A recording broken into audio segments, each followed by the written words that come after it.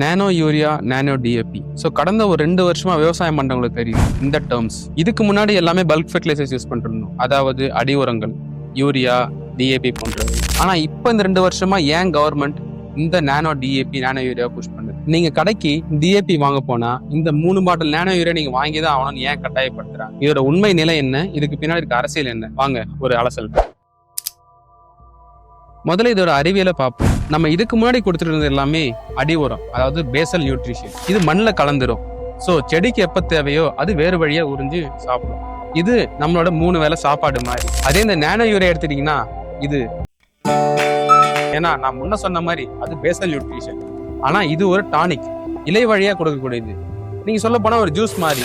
என்னதான் நீங்க ஜூஸ் குடிச்சாலும் 3 வேளை உணவு இல்லாம உங்களால வாழ்ந்துட முடியுமா? ஸோ கிட்டத்தட்ட இதுவும் அதுவும் ஒண்ணுதான். இது வெறும் என்னோட கருத்து மட்டும் கிடையாதுங்க.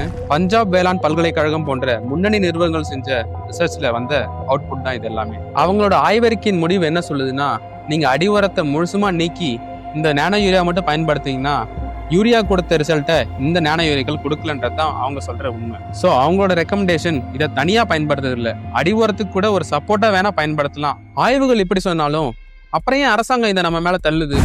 காரணம் இந்த உரத்துக்கு தர மானியம். அரசாங்கம் உரத்துக்காக மட்டும் கிட்டத்தட்ட 2 லட்சம் கோடி வருஷத்துக்கு செலவு செய்யுது. நீங்க வாங்குற யூரியாவோட விலை என்னவோ 250 ரூபாயில இருந்து 300 ரூபா இருக்கலாம்.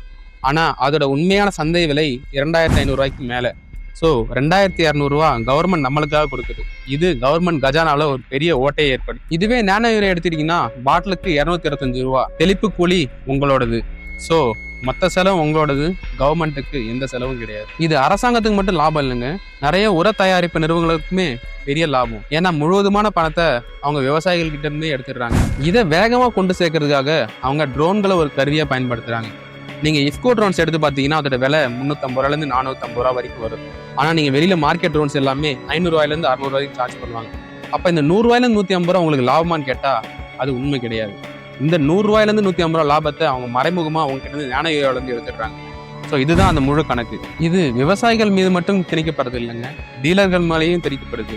அதாவது உரத்தட்டுப்பாடு அதிகமா இருக்கும் நேரத்துல இத்தனை பாட்டில் நானோ யூரியா, இத்தனை பாட்டில் நானோ டிஏபி எடுத்தாதான் உங்களுக்கு உரம் சப்ளை செய்யப்படும்னு ஒரு டிமாண்டும் வைக்கப்படுது.